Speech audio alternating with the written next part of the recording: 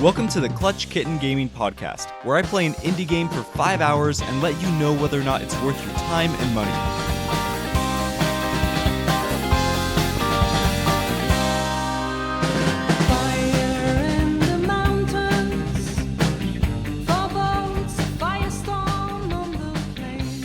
Hello and welcome everyone. This is James, also known as Clutch Kitten, and I am so excited that you're here today because I am not alone. I'm joined by my good friend Paul, who is one of the hosts of the Region Free Gamers podcast. Paul, how are you doing on this fine morning? I'm doing great, James. How about you? I'm doing well, man. I'm so glad you were willing to get up early to hang out. I know it's not always easy getting up at 8 or 7 o'clock on a Sunday morning, but we're here to talk about video games, and I'm super excited. I'd be up. It's 5, 6, whatever. It doesn't matter, man. If we're talking games, I'm good. I appreciate it, man. Just to give a little bit of background on how I got to know you, it was actually basically through Arnaldo. Had Arnaldo on the show a little while back and met him here in Portland to grab a beer. And he's one of your co-hosts on the Region Free Gamers podcast. And honestly, through Instagram, I've gotten to know all of you guys a little bit better and have just found all of you to be super upstanding people and guys who are passionate about games. And so the idea of having you, Paul, on the show was just like, it's like, yes, we have to have Paul, we have to have Ozzy, we have to have everyone on the show. So I'm glad it finally worked out to have you on. Yeah, me too, man. So kind of like with the other Roundtable podcasts, I like to start out kind of simple. And even though the question is simple, I know it's pretty broad. But Paul, who are you today? Who are you? You can take the question kind of however you want. It's a simple question in the amount of words that form the question. Who are you? And then beyond that, come on, man, you're killing me. Dude, I have to make you feel good about the question. So then when you dive into this like ocean of answers you could give, I guess it's a little bit more relaxing. It's like listening to classical music while you're facing a shark or something. I don't know. Yeah, I mean, yeah, I wouldn't compare this experience to facing a shark. So I guess you're correct in that manner. But yeah, who am I? I'm just, geez, dude, I'm just a guy who enjoys video games, and I'm kind of trying to, reasonably squeeze what I can out of life, I guess. I mean, I guess the most unusual thing that people point to is that I live in a little bit of an unusual place. I live up in the Yukon in Canada.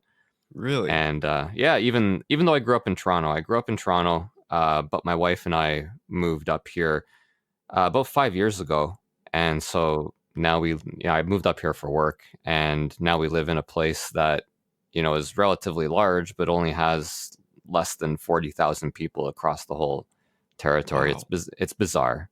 That's crazy. I'll be completely honest with you. The most I know about the Yukon comes from Calvin and Hobbes, because they have a book called Yukon Ho, and they're always talking about going to the Yukon together. So that's my entire picture of what the Yukon's like. So what is it actually like living there? It's fantastic. Like when we first moved from Toronto, because for my work I'm required to stay at whatever place I'm posted at for 3 years. Mm-hmm. And then after 3 years, I can make a bid to another location in Canada. So since Toronto is always short for staff, I figured, oh, okay, no problem. We'll just stay here for 3 years, and then we'll bid back to Toronto, and that'll be that. And yeah, it was like we were living here for 2 months, and my wife looks at me and she's like, "We're not going back, are we?" And I was like, "Hell no. This is it, man. Like we're sticking around here." It's pretty easy. Like that's really what it comes down to. It's a really easy life up here. We have tons of opportunities to enjoy the outdoors. I mean, almost at our doorstep. Like we can walk for 10 minutes through the neighborhood, and then bam, wilderness. Wow. And yeah, I know it's crazy. And other places where we can go explore and hike and camp and all that, it's all very, relatively easy driving distance. Mm-hmm. So, and we have Alaska right next door. Like there are places that we can drive to so that we don't feel, even though we are relatively isolated here in Whitehorse, we can still drive to Alaska. We can still kind of, see a few things, go to a few different places so it doesn't get stale. And yeah, most importantly, my commute to work now is 10 minutes. Dude, that's amazing. I'm sure it wasn't that in Toronto. That It was you not. probably had like 30, 40 minute commute in. Yeah, pretty much. Yeah. Toronto's I know people talk about LA traffic and Hmm. how legendarily horrible LA traffic is. And let me tell you, I've been to LA. Those people are correct. Yes, I agree. Toronto is a close second though, let me tell you. It Really. is not good. Yeah. I actually haven't I think I've flown through Toronto once, but I haven't really been back. What is it about that city that is so enticing for you? I mean, obviously, the Yukon's your home now and you guys love it there, but it sounds like a part of you is also still in Toronto. What about that city is exciting for you, or what did you like about it? I thought it was a great place to grow up, right? It's Mhm. not I mean, it's a relatively safe city. We don't have I mean, compared to other cities I've seen, there aren't any really oppressively there aren't giant pockets of poverty, right? Mhm. This, for the most part, the city is managed pretty well. The public transit, everybody in Toronto poops on the public transit. The public transit's actually really good relative to other cities. Now, relative to Europe, forget it. Yeah. They're ahead of Yeah. us in every possible way in that regard. Yeah. But I mean, to answer your question a little less rambly, probably the multiculturalism of the city. I grew up and I had friends, good friends of every race you can imagine. I don't even think I'm exaggerating. We're talking Asian, and within Asian culture, like you have all the different, you have Chinese and you have Japanese, Korean, and then East Indian, and I'm not going to go through a list of all the races in the world. No, we can I'll pull up Wikipedia to pull up the rest of them. We Please can just do. go It'll through make them for all. make for a Okay, great sounds good. podcast. Me ponderously reading names, Chinese, Korean, and we'll just do that for an hour. Okay, sounds good. Um, Yeah. but I think honestly, it was extremely beneficial because I think Yeah. not to get too deep into racial politics and so on, but I I would imagine that it is easier for someone to grow up bigoted in a place where they are only surrounded by people who look just like them. Mhm. And Yeah. in Toronto, in order to become a racist in Toronto, you have to try really hard. You Mm. really do, because Yeah. you grow up with all these different people around you, and what it comes down to is that everybody's pretty much the same, and there really isn't. Everybody just kind of wants to, grow up, do well for themselves, take care of their family, and that's universal. Yeah, that's awesome. I think it's cool that you bring that up because that's something you kinda have taken into the podcast with you, because even in your name, it's Region Free Gamers. The whole idea, I mean, this obviously expands beyond gaming, but especially in gaming, it's like no matter where you live, no matter what culture or background you're from, it's like this is an inclusive place, a place for people to enjoy something they like to do. And you guys kind of represent that on your podcast because each of you are kind of from different cultures. So that's cool. You've taken that from Toronto, almost that idealism, and taken it into the show as well. Yeah. Yeah, that's the power of something like a simple hobby, right? I Hmm. mean, video games in and of themselves are, I mean, obviously they're frivolous, right? Every time I'm playing a game, there's a voice in the back of my head that's like, you could be doing something more valuable, and I'm like, shut up. But and that's on sort of a micro level, but on a macro level, video games and other hobbies of its ilk, they're great for just kind of bringing people together with different backgrounds and different histories, and kind of showing, hey, we have this in common, and we probably have a lot more in common too. Absolutely. That actually brings us to your gaming journey. So where would you say your gaming journey started and how has it brought you to where you're at currently? Well, the gaming journey, if I was to tell you what the first game I ever played is, it would be impossible.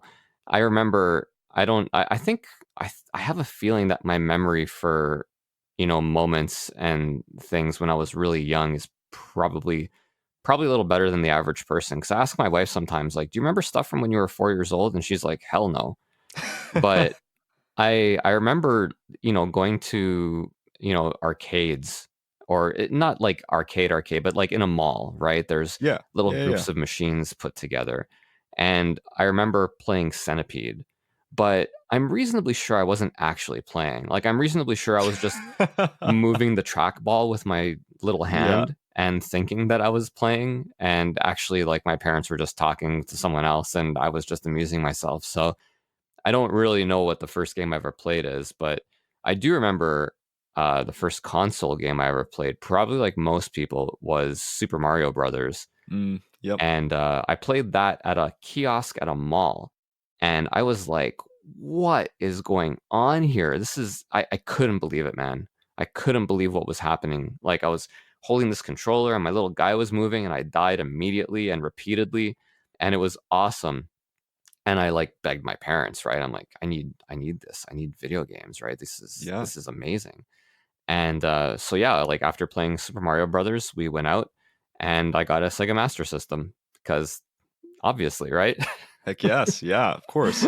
No, the Sega Master System came with two games. That's really what it came down to. It came down to it having, in theory, more value than the NES, which only In came with, at theory, that yes. time, yeah, it only had Super Mario Brothers. It didn't have the action set was not yet available with Super Mario Brothers and Duck Hunt. So yeah, it started with the Sega Master System, and Interesting. I was after that. I wasn't really tied to any particular game system as a kid. I was fairly agnostic. After the Master System, a few years after that, I ended up getting an NES, and from there it was just kind of like saving up birthday money and so on and so forth. And like, I got a Genesis eventually, but even after the Genesis, it was just constantly like trading systems. So like, I got a Genesis, I had it for about a year and a half, 2 years, and then Street Fighter 2 came out for the SNES, and I was like, well, that's that. Traded in the Genesis. Had a Super See you Nintendo for later, about a old year. friend. Yeah. Yeah, exactly. And then I traded that in for a Turbo Duo. So I've owned at some point or another most systems. I think from that era, the only one I didn't actually own at some point was the Jaguar. I even had a 3DO at one point after the price came down. Yeah, that So was insanely expensive. yeah, when it first came out, I was like, "Are you kidding?" This is. Oh yeah, and I didn't have a Neo Geo because nobody had a Neo Geo. Are you Yeah. kidding me? So actually, a follow-up question to the Genesis. So you had the Genesis. I wasn't someone who grew up with the Genesis, and I know you guys talked about this some on your show. But what are your thoughts on the Genesis Mini? Are you going to get one? Do you think there's value there in the games they have on it, or is that just kind of like a nostalgic trip type item for people who had that system? It depends who you're buying it for, right? Hmm. So if you're someone who didn't grow up with the Genesis, the Genesis Mini is an easy, obvious purchase, right? If you like video games and you didn't grow up with the Genesis, you kind of need to experience these, I think.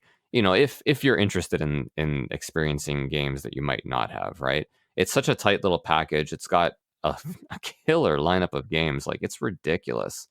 And so you won't be left wanting for what the Genesis had to offer. Now, for someone like me, I already have a Genesis. I've got a bunch of games.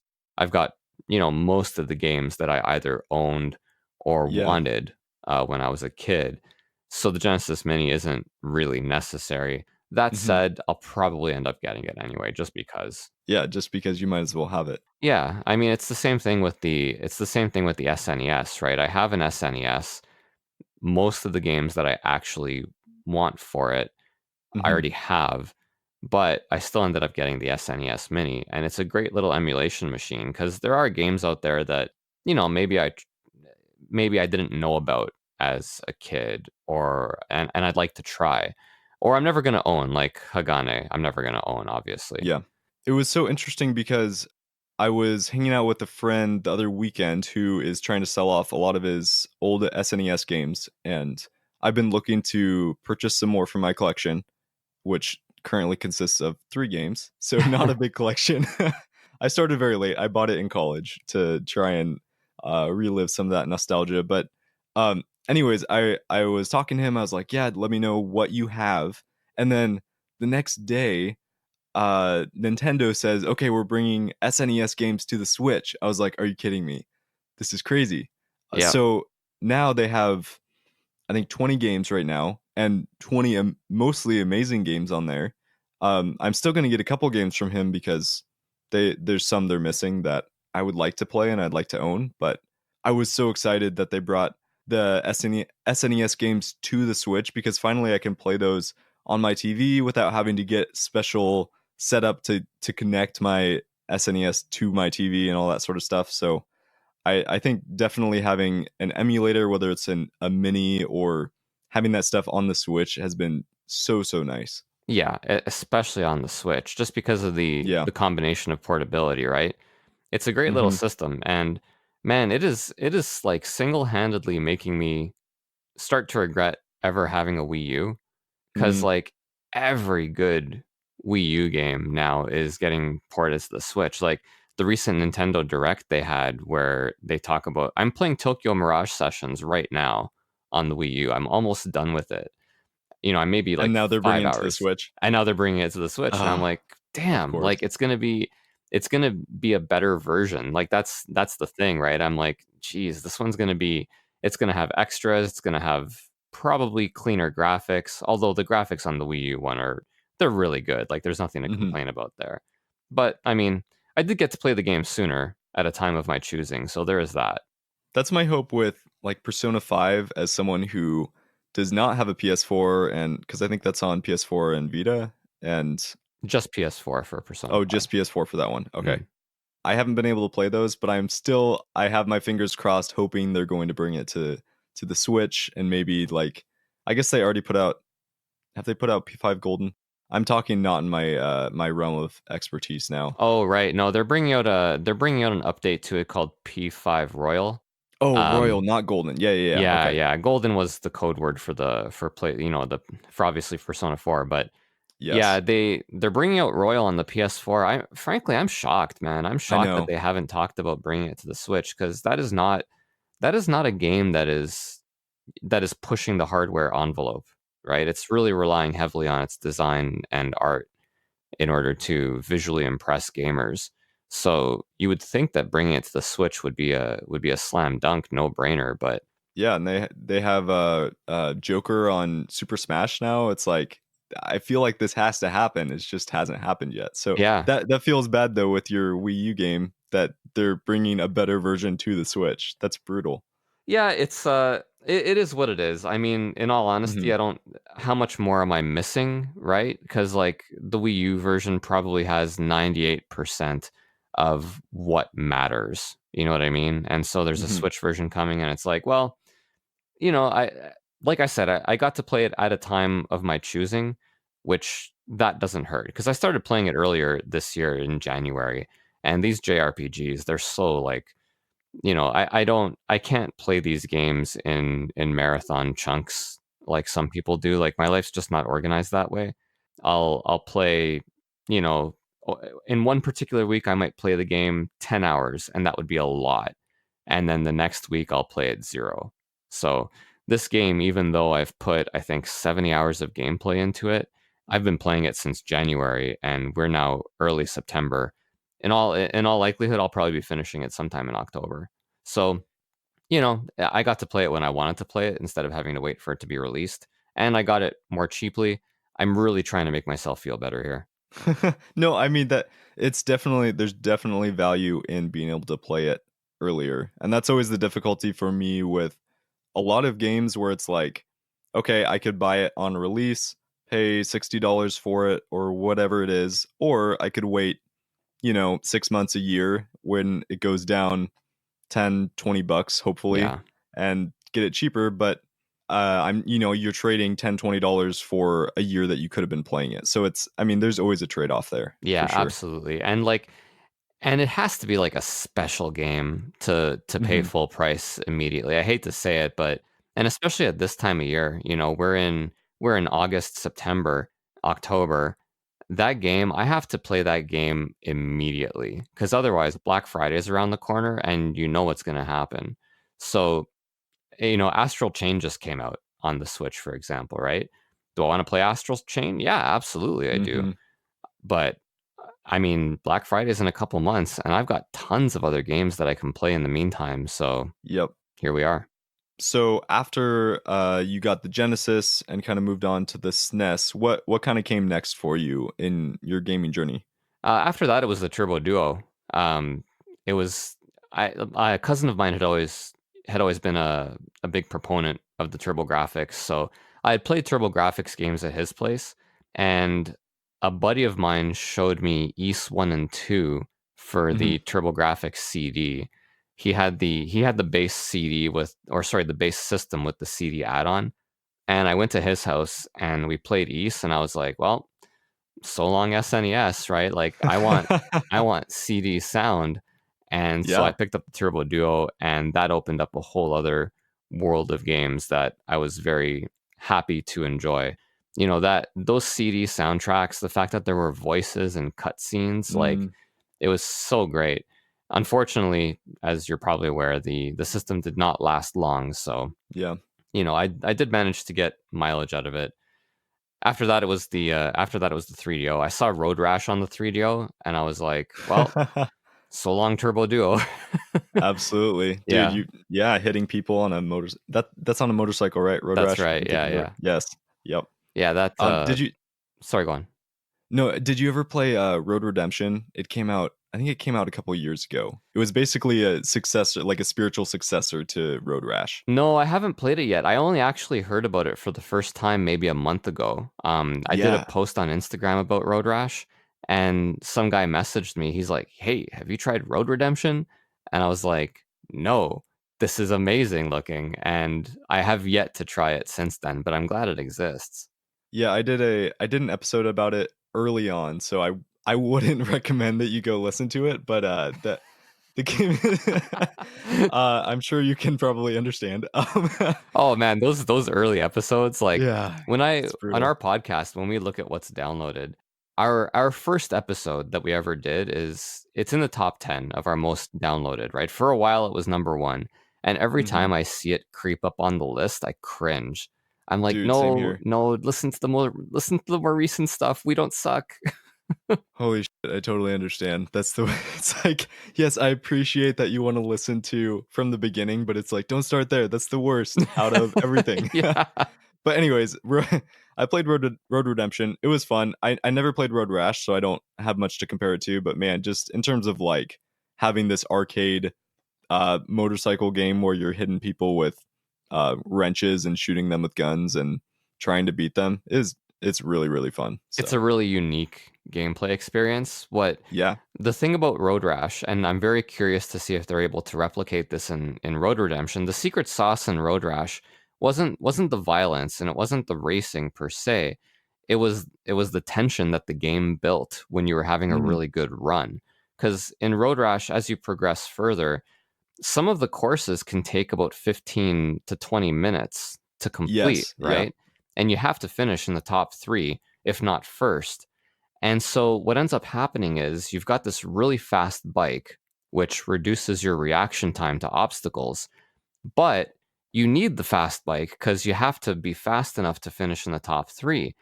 And so you're playing for about 10 minutes, 12 minutes. You're narrowly avoiding obstacles. And then 14 minutes in, bam, you hit a tree. And it's like, but that 4 minutes leading up to the tree, that's something that not many games can replicate. That kind of like tension where you're having that really good run. And I think that's the secret to Road Rash. That's what I wonder if Road Redemption is able to replicate.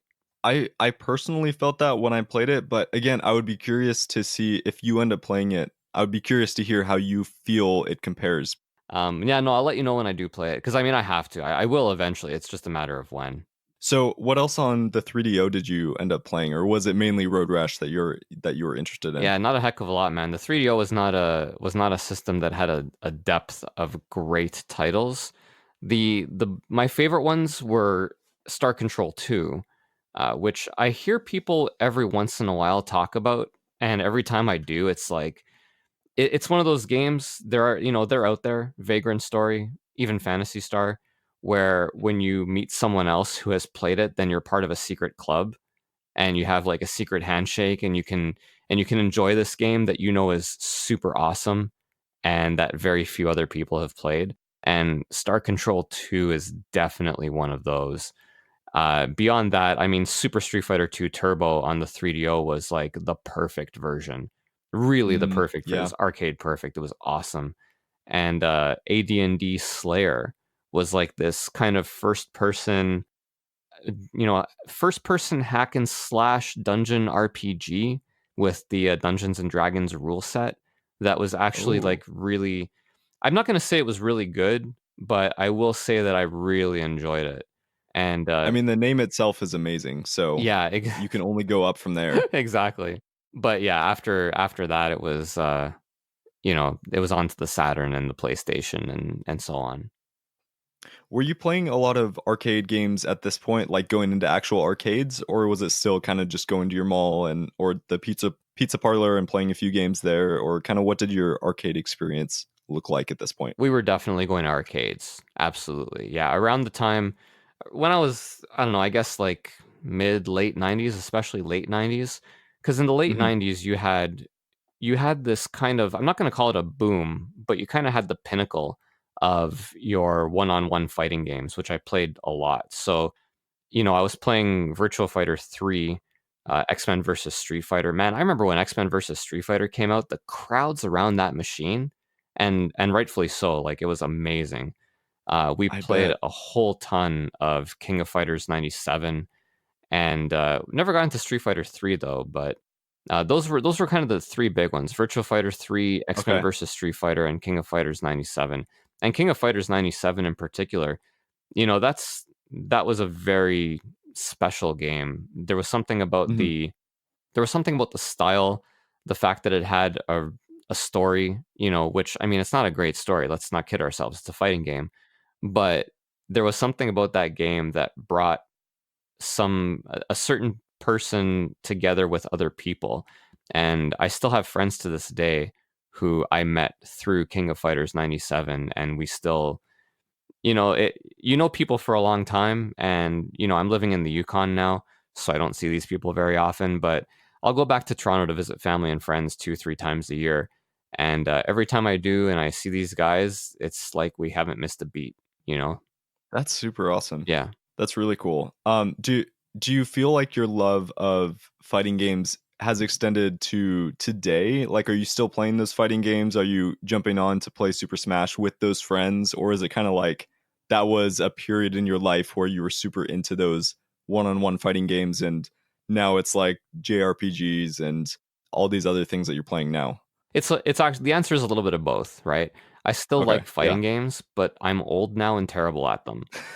So, Yep. like even something like Super Smash, like when Smash Ultimate came out, I went to a buddy's place here in Whitehorse, and we got 10 people together and we played 8-player Smash Brothers, and it was Hmm. awesome. Awesome. We had a great time. And we'll still get together. We won't get 8 players anymore because that was just a particular night where everybody happened to be available and everybody was super hyped for the game. But we still get together locally and play it 3 to 4 players. I don't play online too much.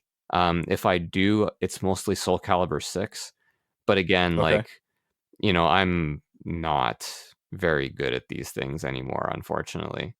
I feel you. I Not that I was ever good at these games, but oh man, I recently got Super Smash Bros. And Ultimate, and I just suck at that game. I Yeah. got to be decent at Super Smash 64 because my roommate my freshman year had it in there, and that was like when he turned on his CRT TV, that was one of those things where you hear that buzz and just a pile of guys start coming into our room to play Super Smash 64. Yeah. Yeah. And so I got to be okay at that game. But oh man, just I think maybe I'll blame it on the controllers as well. The Joy Cons are my Pro controller. It's just not the same as having the N64 controller. But man, No, it's no, yeah. those, and man, I'm having like a little bit of a crisis now because like I play Soul Calibur 6. I don't play it like a ton, but I like playing online. It's one of the few games I like playing online. The Mhm. the matchup system is really good. Like I generally get matched up with players of similar skill. Like I don't ever feel like I'm getting destroyed or, destroying someone who's not very good. But I watched some of the Soul Calibur 6 footage from Evo this year, and I saw the top players and they're just holding regular stock DualShock controllers. And I'm looking at these guys and I'm like, I could have sworn, like, I always thought you kind of needed a joystick to be good at fighting games, right? And I mean, I grew up playing fighting games in the arcade, right? And at home, so like I had both worlds. But it was always my understanding that if you wanted to do, especially stuff that involves uh, pressing multiple buttons at the same time, that's easier with a joystick than with a controller, right? But here are these guys playing Soul Calibur, and in the finals they're both using stock controllers, and I'm like, geez, what do I do now, right? Like, I have a joystick. Do I switch to a controller, because that's kind of what I use 95% of the time that I play video games? And then there's Yeah. this new peripheral. Have you ever heard of the hitbox? No, I haven't. What is it? So the hitbox, it's about the size of a regular joystick that you'd buy, like a Like a fight stick Kwanba type or a thing? Hori or whatever, Yeah. right? So it's about the size of that. You put it on your lap or you put it on the table, except that it replaces the actual stick with buttons. So Huh. you've got 4 buttons for up, down, left, and right, and then you have your buttons for punching and kicking and so on and so forth, right? And Mhm. so in theory, what this does is it eliminates the time where your joystick is moving back to a neutral position from whatever Yeah. position it was at. And thus, your Huh. reaction time would be better, and it would be easier to do special moves. Like what used to be a quarter circle is now just 2 buttons. I was gonna ask you about that because it's like some special moves require you to move the stick around, like do a special semicircle or something like that. If I'm You are as long correct. as I'm not Yeah. crazy, No, no, yeah. you're 100% correct, but now you've got these buttons kind of lined up in a row, and it's just kind of easy to, almost like you're playing a piano, like run your fingers along it and do a 360 Interesting. degree motion, right? And so Yeah. I've seen some pros using it, and like I saw it and I was like instantly like, "Oh my god, this is very, very interesting," right? Because it, like I said, it eliminates a lot of the mechanical errors that you can encounter using a joystick. And I mean, Yeah. the reason Soul Calibur 6 works with a controller is it doesn't have a lot of quarter circle kind of, so your thumb doesn't Mm, get, yeah. it doesn't get blistered. Although people do play Street Fighter and its ilk with controllers very well. Like, I'm not saying that they don't, but that hitbox, man, that is some interesting stuff. And so I'm like, am I really going to spend, I don't know how much it costs. I'm going to say 150 US because that seems like a reasonable guess, maybe even 200. But like, am I really going to spend this on A, not a game, and B, a controller for a genre that I'm never going to be good enough to, play at any strong level, right? Like, what's the point? Mhm. But I want it anyway. Yeah, that's the nasty thing about gaming peripherals, man. Just like all these amazing like pro controllers and all these special yeah, fight sticks and all that stuff, man. It's all so tempting. It really It's like is. what is worth it for my pleasure and my time, I guess. Pretty much, yeah, yeah. I guess that's what it comes down to. Like, what can you afford, and what can you Mhm. not feel bad about Yeah. affording? Yeah, exactly. And that is the trade-off between like, okay, I want to get this special controller, I want to get this fight stick, but I could also get a couple games for this. So it's like what Yeah. which is worth my money, I guess. Man, so okay, so you grew up doing a lot of fighting games in the arcade. What does gaming look like for you currently? Obviously, you said Soul Calibur, you mentioned a JRPG that is Tokyo Mirage blanking from my Sessions. mind. Yeah. Thank you. Yes. So, what else are you playing currently? Well, I'm playing a. I'm gonna say my gaming mostly consists of extremes. And this is ever since I was a kid too, although I never really identified the pattern when I was a kid. Like, if I'm playing a game, I want either action and I want crazy action, or Mhm. something slow and methodical, ponderous, you know what I'm saying, like an RPG or a tactical RPG. So this is why I never really liked Zelda when I was a kid. Zelda is kind of like this mashup where you're hitting buttons to attack enemies, but it's slow. And the RPG elements aren't quite as deep, right? So I get why people like that. It's just not for me. I want either, one extreme or the other. So I've been playing Fire Emblem Three Houses. Yes. That was one of the ones I was talking about where I had to get it at launch because I was Yeah. really, really excited about it. And it's okay. It's actually, I don't know, it's not as good as I kind of expected it to be, unfortunately. Interesting. Yeah. Why is it without getting way too deep into this, why is that? Because that's a game I really want to buy, and I've heard so many good things. Yeah, and rightfully so, right? Like it's good, don't get me wrong. I find that the flow gets interrupted by the so between each battle, you have options, right? Like you Mhm. can instruct at the academy because you're a professor at this academy, right? So you can instruct at the academy.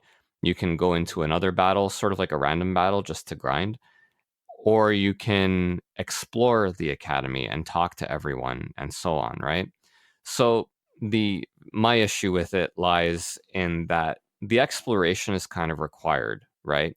And fair enough, right? Because you're building relationships, you're progressing story and so on. But it takes a while, right? The academy is Mm. not a small place, and the game kind of wants you to talk to everyone so that you can build those support relationships that help you in battle. And so what ends up happening is the sections where you're walking around and talking to people, it feels like this checklist. I'm not really enjoying myself while I'm doing it. Mm. Yeah. And there are also like little items and stuff hidden all over the monastery. So you kind of get that twitch where you want to check every nook and cranny and see. So I find that there's a lot of time between battles. Like when I'm in the actual Fire Emblem fighting part, it's great, right? It's a lot of Mhm. fun. But that part kind of interrupts the flow. So like what I'll do is I'll do a battle and then I'll go to explore the monastery. And then about a quarter to a third of the way through exploring, usually I'll just kind of put the game down and I'll put it down for a few days because I just don't want to do that. And after a few days, I'll go back and then I'll finish it up, the exploring part, and then get to the good part. So, your mileage will vary, right? Because a lot of people just kind of like the exploration of that home base and so on, and talking to the characters and so on. But I find that it kind of interrupts the flow of the game a bit, unfortunately. That's interesting to hear about. I haven't been too steeped in the Fire Emblem series. Your guys' episode about Fire Emblem actually got me super hyped for the game, as well as all the other games, Yeah, yeah, which me too. you guys are gonna cost me a lot of money because of that. Um, but, like, I picked up, the original Fire Emblem for GBA and started playing through that, and, at least from my brief interaction with that game, I can definitely see where you might be coming from, where in that, it's like battle, a couple sentences of talking, and then battle, and it's just like battle upon battle upon battle, and that's awesome. You get a little bit of story in between each one, but it's a lot of fighting and a lot of playing those mechanics that at least I wanted to play. Yeah. Story building is great, narrative building is great, but if you have too much of that in a game where you want to be playing the turn-based strategy portion, that makes it kind of hard. Yeah, exactly. Now, don't get me wrong, otherwise, it's a great game. Like the presentation is top notch. Like it opens with Yeah. this anime cutscene. It's like, I don't know, 3 minutes long or what have you. And it is amazing. Like I was sitting there and I was floored. So, hype level was 11 out of 10 for the game after watching that scene. This is just me. And then beyond Fire Emblem, on the other side of the spectrum, last week a buddy of mine came over and we played Blazing Chrome for like 3 hours, Oh yeah. and it is I've so good. Yeah, sorry. I heard about it through Ozzy. He talked about it on your last or one of your last episodes, and I've I was listening to the soundtrack, and the soundtrack was really good. Yeah, tell us a little bit more about that. It's a lot more simple to talk about than Fire Emblem. Look, the game's just really good. It's a really, really good version of Contra. It has what it does even better than Contra is the difficulty level, because it'll be very rare that you can beat a level on your first try, right? There's enemy patterns and so on and so forth that you might not be familiar with. Fair enough, but it's also not cheap or punitively difficult. Like my buddy and I got through, and the only reason we had to stop was because we had to work the next day. But we got through almost the entire game, and Wow. it was fun. Like let me put it to you this way: I don't know, a couple months ago or whatever, we loaded up Contra Shattered Soldier for the PS2, Hmm. right? Because we had a hankering for some Contra, which we do every few months or so, as all good gamers do. Oh yeah, absolutely. If you don't have that hankering, you are not a gamer. You heard it here first from Paul himself. Oh, hey, you're the one who said it, not me. Okay, fair Um, enough. Yeah. but yeah, we loaded up Shattered Soldier, and we couldn't get by, I think, like the first level, and there was this percentage or percentage system. I don't even remember what it's all about, but it's like there was a system of sorts in the Contra game, and we stopped. We stopped after like 40 minutes because like it didn't feel like there was hope. You know what I mean? Like it Yeah. was hard, and it was kind of hard for the sake of being hard. Blazing Chrome is difficult, but it's not difficult for the sake of being difficult.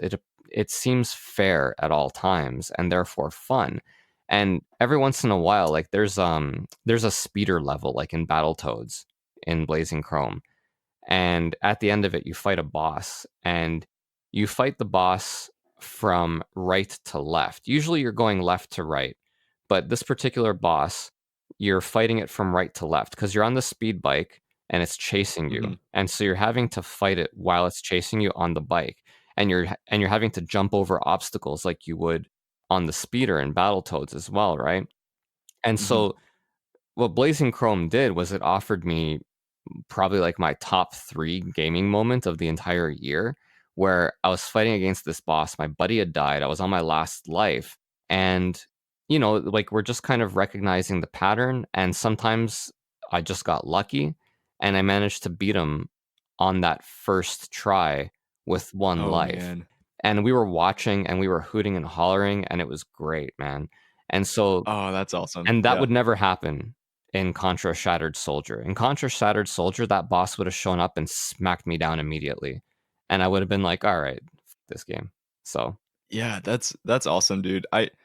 I can see the difficulty of being a developer in exactly what you're saying, where there's a balance of like you have to have a game be hard enough to make it be rewarding to play. It's like if you beat a boss by shooting them twice and they did nothing to you, it's like there's no satisfaction in that.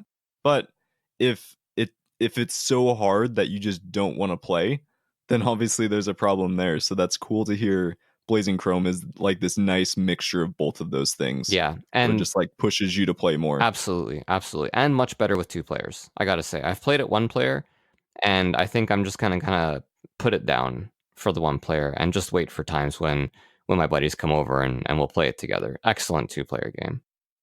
So kind of moving on from what you're playing currently, what I guess almost moving back, what would you say has been one of the most influential games or series for you as a person? And kind of how has it been influential? How has it changed who you are? That's a very interesting question, because the gut reaction is to just say Phantasy Star, because that was the game when as a child I played and I was like, well, this is my hobby now forever, right? Games are capable of evoking these emotions and providing this much fun and bringing people together. I mean, Phantasy Star was an RPG, but make no mistake, like I had friends coming over to play it, and we'd play it together, even though we were, trading the controller or whatever, right? So Hmm. that's the easy answer, but in reality, probably the most influential game is Persona 4, just because. So when I've mentioned this on the Region Free Gamers podcast, but I think it's a reasonable enough story to tell here as well. And maybe there will be people out there listening who will understand where I'm coming from. So back when I was still living in Toronto, I was playing Final Fantasy 12, and Final Fantasy 12 is a great game. However, towards the end, in order to get to some of the end game, post game kind of stuff, some of the more powerful weapons and so on, there's a lot of grinding. And the grinding, and it's for random drops, right? So it's not like, beat this enemy 50 times and there's a finish line. It's you're going to fight random encounters until you finally get this thing that you have a 1 in Mm. 100 chance of getting, right? So I've never played MMOs, so I don't know if they're like that, if they have that chance factor, but the game is kind of MMO style. And yeah, at the end I was just grinding, and I was like, after about 112 hours of gameplay, 50 of which was just like grinding at the end, I was like, wait a Oh minute, man. what am I doing here? Right? Yeah. This is not good. Like, it's not healthy for me, right? And so I put the game down and I just kind of stopped playing video games altogether. And this was maybe, I don't know, 8 years ago, 7, 8 years ago, or something like that. And so I would still, play from time to time. Like, I would play like tower defense games on my iPad or something like that. But I never got into a JRPG. I never played fighting games or anything like that again. I was just kind of like, this is not kind of what I want to be doing. Fair enough. So Yeah. moved to the Yukon. I finished training for my job. I couldn't play video games while I was training anyway, because the training's pretty intense. And it took a while. It takes like a year and a half. So uh, I had read an article some years ago about this game called Persona 4 and how it was the JRPG you need to play, right? It's not like any other JRPG and so on and so forth. And Hmm. we were living here, and like I said, I just finished training, and I'm like, wow, I suddenly have all this free time, because before I was training, and when you're not training, you're at home studying, and so that's kind of your life for a while. And I'm like, well, you know what? It's been a while. I'll play this game. I'll play Persona 4. I'll play for like an hour each day, maybe every other day, and so on, right?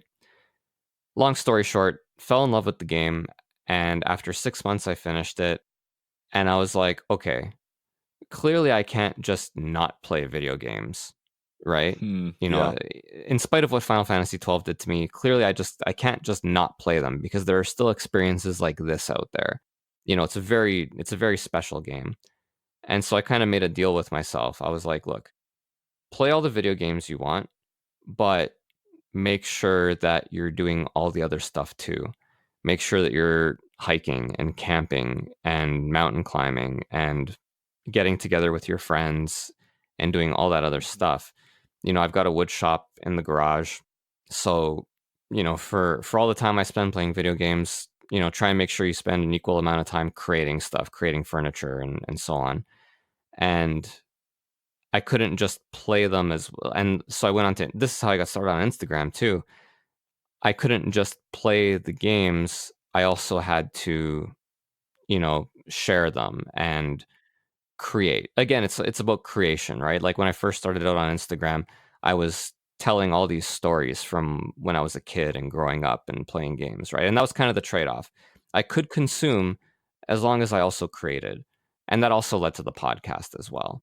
And that was basically, that whole life philosophy is just pretty much boils down to Persona 4. Because I'd played this game and my expectations for it, there were no expectations, right? I expected something different. That is all, right? I didn't expect something great. Didn't expect it to be bad, because bad games don't get articles written about them like that. But I was just expecting something different. And what I got was a game that had fantastic story, adorable characters, and great gameplay. And I was like, yeah, okay, I still kind of need this hobby in my life. That's interesting to hear that you went away from games for a while and that was what brought you back. That's definitely cool seeing that influence from the game and kind of something that not only just brought you back to games but changed almost your entire philosophy on like this is how I want my gaming to be. This is how I want my life to be. I don't want it to, be consumed by just this one thing. I want it to be about creation as well and kind of giving back Yeah, almost. exactly. I think I don't know, like that's and I can't speak for everyone, right? I'm not going to say, hey, you should live this way because obviously everybody's different, right? But I do think, on balance, that kind of approach probably leads to a happier life. Like, I don't know. I see, for example, like did you ever see Mark Wahlberg's schedule for how his average day is? It turned into a bit of a I meme. did not. You didn't see it? No. Dude, it's ridiculous. He posted up like his typical schedule for his day, right? And it's silly. It's like 3 a.m. get up, work out until 4 a.m. 4 a.m. to 4:30, breakfast. 4:30 to 5, pray. 5 to 6, go back and work out. And 6 to 7, have dinner, or like, you know what I mean? Like it was like this completely ridiculous, super high functioning guy who has every minute of his day planned, including the free time, and so on and so forth. I can never do that, right? I think that's kind of that it takes a certain type of person to do that. A person with, I would say yeah, so. Yeah. like with a lot more hustle than I have. But at the same time, it is important to have some hustle, I think. It's just kind of balancing it out with enjoying life and relaxing and enjoying these kind of hobbies if you can, right? If you're Mhm. fortunate enough to live in a situation where you can do these things and you're not forced to work all the time to provide for your family and so on.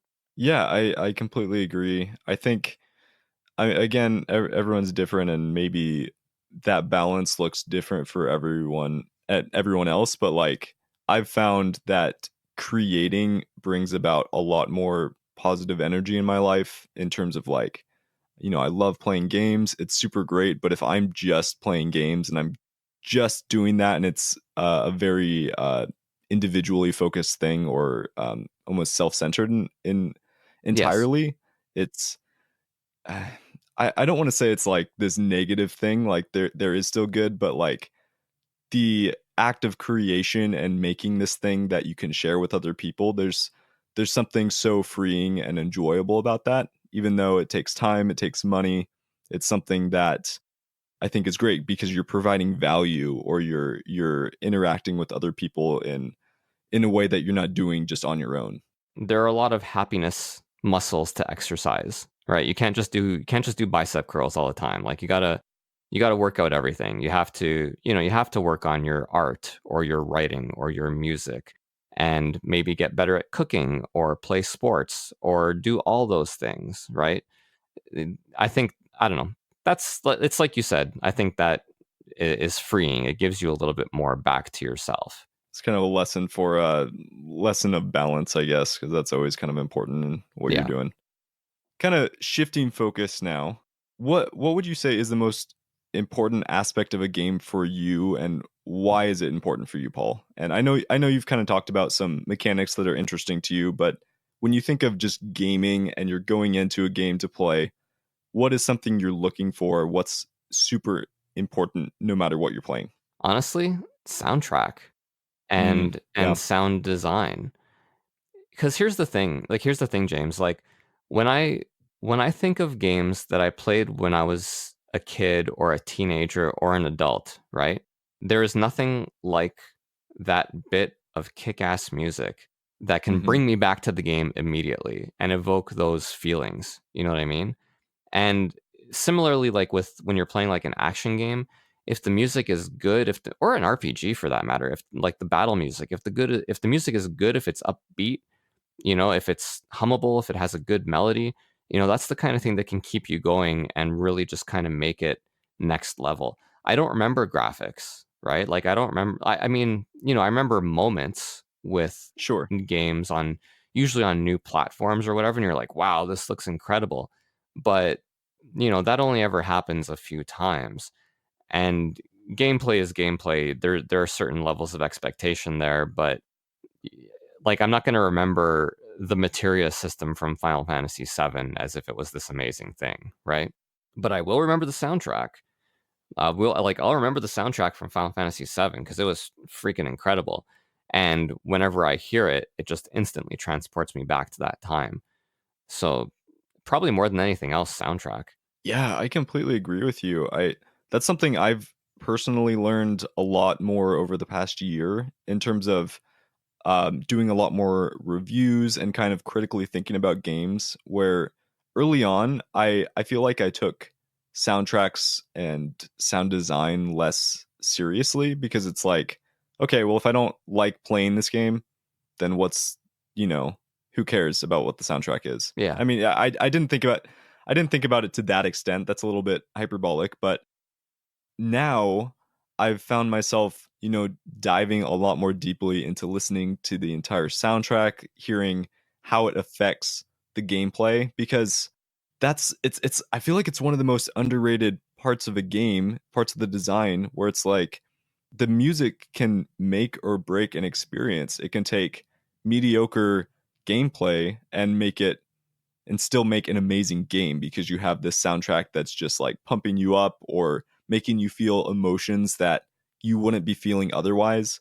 And it's just this extra element that, like you said, it can really elevate a game. Or I mean, it can really bring a game down if it's bad sound design. So that's a super interesting perspective on it. Yeah. It's really, I mean, I talk about Etrian Odyssey all the time on our show, and the guys are sick of Yeah, me talking about Etrian Odyssey, and I hope they're listening now because I'm going to talk about Etrian Odyssey. But hell yeah, but that's the secret sauce to that game, right? The gameplay is phenomenal and so on and so forth, but what elevates that game for me is the soundtrack. The soundtrack for it is phenomenal, and it's always phenomenal. Every single time a new Etrian Odyssey game came out, I was like, man, I hope they didn't screw up the soundtrack, and they never do. It's always amazing. It always, and I'm always impressed too with these RPGs, especially where, there is an entire track composed for like one boss at the end of the oh my game. word, You know what I yeah, mean? Like if you're a sound designer, how many people realistically are going to listen to that song, right? Everybody listens to the first level of a game. It's the most hmm important piece in the whole game. But the fact that these people are toiling and composing these tracks for just like one fight, yeah, I tip my hat to them. Yeah, I think it would be interesting kind of interviewing some of those composers where it's like, especially of iconic songs, you have like Super Mario World. Everyone knows those first I'm trying to think of the actual level, but World 1 1. those songs. Yeah. Yes, World 1-1. It's like everyone can hear that in their mind. But it's like I wonder if the composer, who I feel like I should know the composer, but I wonder like if there was one of those songs from a different world that not a lot of people even saw or people don't get to till hours into the game, that is like that's their favorite song, that's the song they cared about the most. They spent all this time but people don't get to it as often, Yeah. and it's like everyone thinks of the game for World 1-1 song. And I don't know, I'm kind of rambling on No, about this, but and oftentimes like that song for the final level or the final boss or what have you is often spectacular because it has to be, yeah. right? Like you have to open well and you have to end well. But yeah, you have fewer people listen to it, so yeah. So, Paul, we've made it to the most important question of this interview. I mean, you wouldn't have come on this show if it wasn't for this question. So, we might as well get to it. So, this is your chance to pitch to Nintendo. I have them on the other line. Well, or to Microsoft or Sony. They are also on the other line, listening Nice. in right Auction. now, I like this. live. And you get to pitch the dream game. You'll be put as the lead game designer if your pitch is up to par. So you get to create your game. You got to tell me your character. It can be from any other game, or you can make up a character too. You have to tell me a weapon, a location, a genre, and a soundtrack, and that will make up your game amalgamation. Okay, let me be clear. I'm not Yes. making a game for the masses. I'm making a game for me. And if the masses happen to like it, great. That's awesome.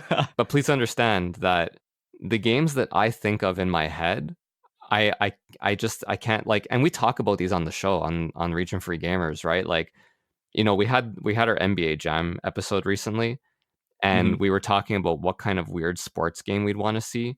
And like I was like, I want to see a game with just like beefs between basketball players, and then they settle it on the court. Like they just trash talk each other, and like their storylines around gambling debts and cheating on his wife with another player, and then they settle it on the court and they power up like Dragon Ball Z style. That's a That would be ridiculous amazing. that's a ridiculous concept, right? And I don't think it would ever fly. But that's the game for me, right? Or Arnie had the best one actually a while ago when I think it was Arnie who mentioned this, but he wanted a Persona style game, but instead of Japanese teenagers, because Jesus Christ, James, are we not all sick of Japanese teenagers? I mean, I did just play Doki Doki Literature Club, and yes, I'm sick of them. Agreed. I am. So I heard that episode too, by the way. So yeah, instead of Japanese teenagers, instead I want like an office environment with disillusioned office employees, but Yes, instead they have their personas after work and they use that to, solve whatever mystery of du jour is there, right? That's that what I would be would want. I cool. want like where are my office workers at? Why aren't the salary men represented in video games? Like this is ridiculous. I know, like we're the gamers that are growing up. We should have some of those games. It's like I'm sitting in a cubicle all week. I want one of those games. Well, okay, I don't want to go home and play a game where I'm sitting in a cubicle, but But you it know, can work though. Like, can you imagine if Mike Judge made an Office Space video game? oh my gosh. I exactly. Hitting a printer after work, that would be amazing. Oh my Yes. god. I'm Dude, oh geez, I'm getting like way too excited right now just thinking about that. that is the game. But okay, so I've added some filler here in order to give myself some time to think of answers to your question. Sounds Um, perfect. when you said Nintendo, Nintendo was there, and then you follow with Microsoft and Sony, but it was too late. It was too late when you said Microsoft and Sony, because as soon as you said Nintendo, the character is Waluigi. Okay, that sounds good. There's no doubt in my mind. Waluigi needs a game. He's the most ridiculous looking character, and I want to see him in his own game. Now, weapon, the first thing that came to my mind, and because I talked about this recently, Dynamite Cop for the Dreamcast. It has all these weird weapons you can pick up. It's a brawler like Streets of Rage, right? Like Die Hard Okay. Arcade. Yeah. And you can pick up all these different strange weapons. So what I want is I want Waluigi, and I want him carrying the basket of apples from Dynamite Cop. And Okay. that's how he's gonna attack his enemies with the basket of apples. So I have a serious question for you. Yes. I'm going to interrupt you. Is this okay? What's our rating on the game? I should add that as something. Is this an E-rated game or is this an M-rated basket of apples This is E that for he's everyone. E for everyone. Yeah. okay? Okay, so it's Nintendo level rating. Okay, My question for you, please James, continue. is Yeah. what was going on in your brain that made the basket of apples M for mature? Dude, I've been playing too many games that are just bloody, and I was just imagining apples getting shoved in people's faces or something. I don't know. Maybe I'm getting too excited for Doom Eternal. Dude, I don't know. Or maybe I need to go see a counselor about this or something. Why am I thinking of this? Anyways, okay, Anyways, basket of apples, anyways. Waluigi. Yeah, Waluigi with the basket of apples. I think the gameplay. I think probably the most fun game I've played in the past year and a half. Like the one game, so you boot up your Switch, right? And when you boot Mhm. up your Switch, you have the horizontal list of games, right? And you pick the game you want to play, assuming you've downloaded it or you put the cartridge in, right? I look at this list of games, and most of them I'm like, yeah, I'm done with it. I'm done with it. There is one game on that list. Every time I look at it, I want to play it, and I have an itch, and I'm like, oh my Mhm. God, I got to scratch it. But like, there are other games I want to play, and I need to finally put this thing down. And that game is Dead Cells. Oh yeah. Every Yep. time I see Dead Cells on my Switch, I'm like, "Oh my god, I wanna play Dead Cells so badly." It is Amazing it's game. such a pleasure. It's such a pleasure to play it. So, in keeping with my all action or no action ethos for gaming, I want Dead Cells and I want action and I want that smooth gameplay. So, I want Waluigi with the basket of apples running on a horizontal plane, doing his Dead Cells parkour, super Mhm. action fighting enemies with the basket of apples. Location. So he's just knocking them out though. He's not taking heads off. No, no, This no. is They all have E-rated. little Let's stars keep it spinning real. around their heads Okay. when they. Yeah. It's E for everyone, James. Again, I don't know where Yeah, your E mind's for going, everyone. but like Okay. this is what we're doing. Yes. Okay. So Location. you said location, right? Yes. Um, Location. Honestly, it doesn't really matter. I would say for the sake of the kind of action that I want and speed and cartoony feel, and also just because it's inclusive, we'll go with Green Hill Zone from Sonic Okay. because that's not a Nintendo thing, and now we're just kind of including more if we can. That's a good choice. Green Hill Zone is great. And as far as soundtrack, anything fast that worked with a side scroller, like I would probably say Mega Man 2, because there are some like really really fast, poppy, upbeat tracks in that game, and like tell me you would not smile the entire time while playing this game. Oh, absolutely. I would. I mean, I would smile more if it was M-rated, but yes, I would smile so much. Just like Dead Cells, is he gonna have like a room of jars where he's collecting, different styles of apples? Like you get your Granny Smiths, Oh my which god, stun and I'm so you happy to know. be talking to you right now because like that is such a great idea. You have a jar of Pink Ladies, a jar of Red Delicious, and a jar of Yes. Granny Smiths, and oh yeah, that's Heck fantastic. yeah. And they all do different things when you throw them. This sounds like an amazing game. This might be the best pitch we've gotten so far. I mean, Xbox currently, Microsoft is writing a contract for you right now. I don't know how much it's for. It could be $10 or 10 million, but seems like this game might be might be going somewhere, Paul. Thank you, Oh thank you. man, you're welcome. So we have a few minutes left, and as someone who has been consistently inspired by the Game Informer podcast, if any of you listening listen to that show, Ben Hansen likes to do this thing called a rapid fire interview.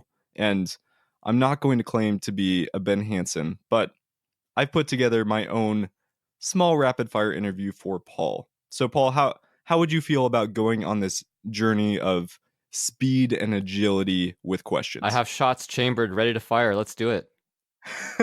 Okay, this is an interview about first reactions and first thoughts. So we'll go through it, and if it's a complete crash, then it's on me. But if it's great, then it's also on me. It's So very we'll very just go noble with of you. Very that. noble of you. Thank you. I'll take one for the team.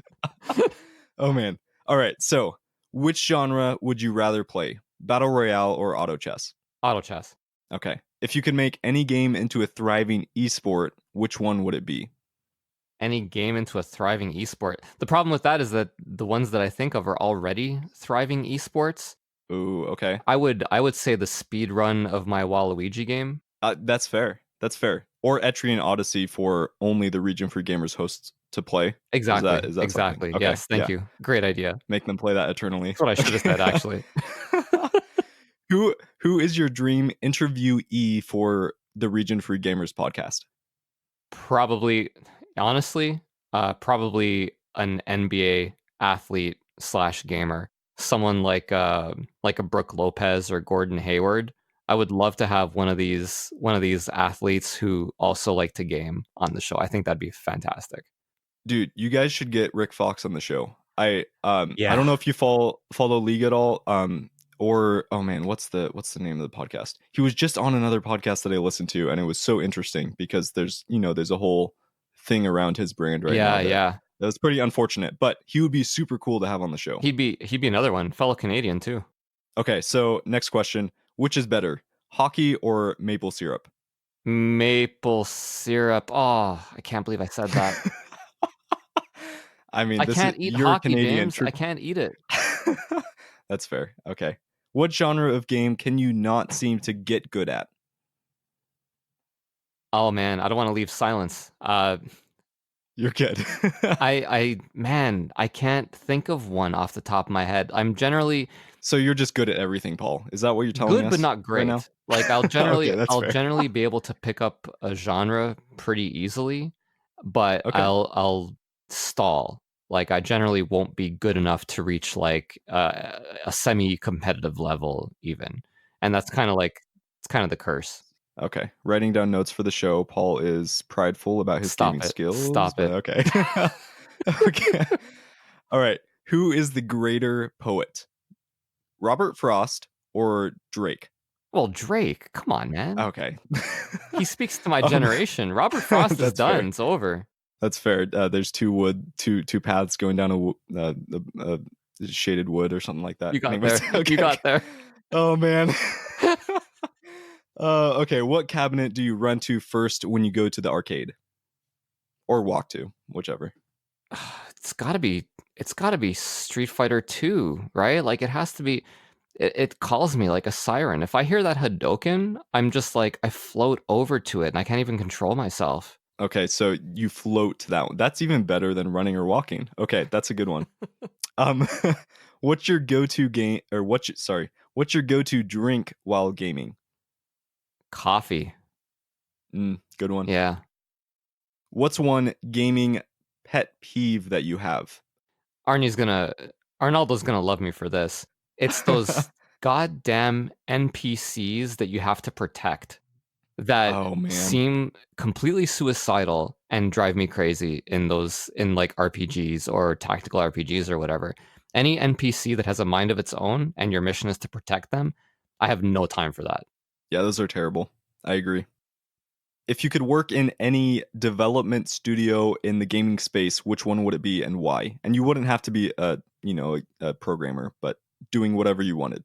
It would be Platinum Games, right? I mean, Platinum Yeah. Games isn't they seem to not be beholden to working on sequels at all times, and they seem to be the one of the few, and this is off the top of my head, right? But they seem Yeah. to be one Yeah. of the Yeah. few major developers who kind of always want to work on original content. Yeah. That's a good one. If money wasn't a factor, what game would you go out and buy right now? I'd buy Musha for the Sega Genesis. Ooh. How much are those going for? You Probably. know, I think I saw one auction recently for about 400 US. very expensive. Yeah, Okay. That would be a good choice. Okay, on a scale of 1 to 100 Brady's, with 1 being the best, how many Brady's would you rate your gaming setup at home? I would rate it probably 20 Brady's out of 100. 20, Yeah, 20 Brady's. we're Okay. almost I'll, there. We're almost there. I'm still building. I've got the shelves built and the projectors all set up, and that's all well and good, and it makes for nice pictures.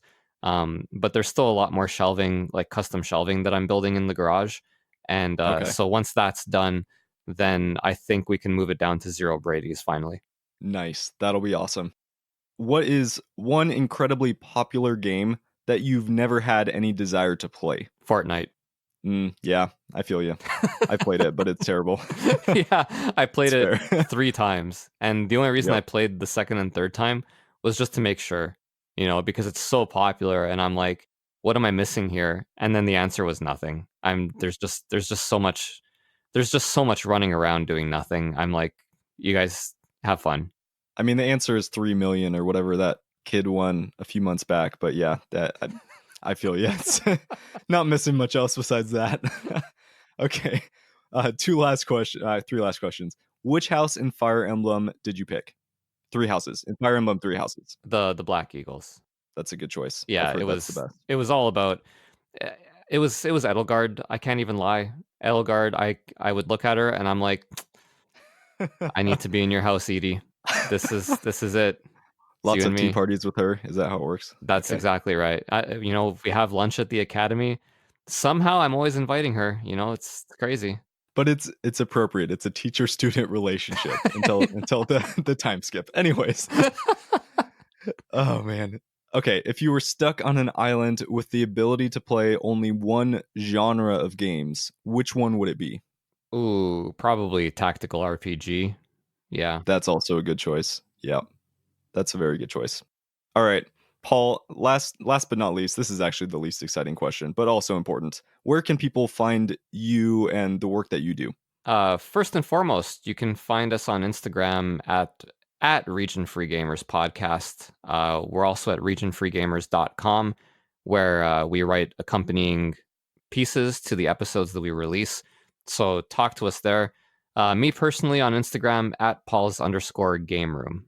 All right, cool. Well, Paul, thank you again for joining me on the show. This has been such a fun conversation, and I'm glad. I think the rapid fire interview went well. I think you made it a fun experience, so it might have to come back for future interviews. I agree. And let me tell you, man, like while you were asking me the remaining questions, I was racking my brain trying to think of a genre that I'm not good at because I didn't want to, because I'm like, that sounded like such a jerk answer, but I can't You're think of good. one. And the whole time I was answering other questions, I was still in my brain being like, what is another one? What is another one? I can think of games that I've been really bad at, but Okay, tell us one. Tell us a game you've been bad at. all right, We'll do that. we'll finish up with another little story then. So I mentioned work earlier and what I was training for. I'm an air traffic controller up here, right? Okay. And so the training for ATC it's pretty intense. And I was so I was kind of like immersed in that world. And I also had a Nintendo DS. And I happened to notice for the DS that there's a game called Air Traffic Chaos. And I'm like, cool. I'll play Air Traffic Chaos while I'm training. This is on theme. You know, I'm playing a game. Maybe it'll provide me with some tips for the job or something, right? James, I cannot tell you how bad I was at Air Traffic Chaos. Oh my gosh. I just could not get a grip on it.